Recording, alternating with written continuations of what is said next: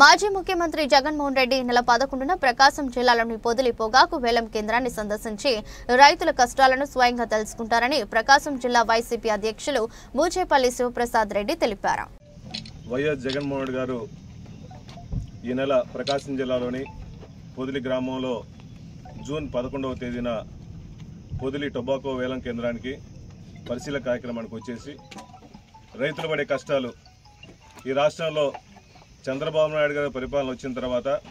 వాళ్ళ కూటమి ప్రభుత్వం వచ్చిన తర్వాత రైతులు నానా రకాలుగా ఇబ్బందులు పడుతున్నారు. రైతు పండించిన దానికి ఏది గిట్టుబాటు ధర లేదు. జగన్మోహన్ రెడ్డి గారు ఉన్నంత కాలంలో రైతులు రాజుగా చూసుకున్నాడు. రైతులకు ఏ కష్టం లేకుండా అటు పొగాకు రైతులు కానీ, మిర్చి రైతులు కానీ, పత్తి రైతులు కానీ, వరి రైతులు కానీ ప్రతి ఒక్కరికి ఎవరికి ఇబ్బంది లేకుండా న్యాయం చేసిన ప్రభుత్వం జగన్మోహన్ గారి ప్రభుత్వం అయితే,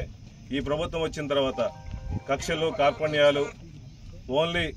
ప్రజల మీద నానా రకాల ఇబ్బందులు పెడుతూ కావాలని వైఎస్ఆర్సీపీ మీద కార్యకర్తల మీద కేసులు పెడుతూ పరిపాలన అనేది లేకుండా పరిపాలన పూర్తిగా కుంటుపడే విధంగా చేసుకుంటూ రైతు పండించిన దానికి గిట్టుబాటు ధర లేకుండా మొన్న మా నాయకుడు గుంటూరు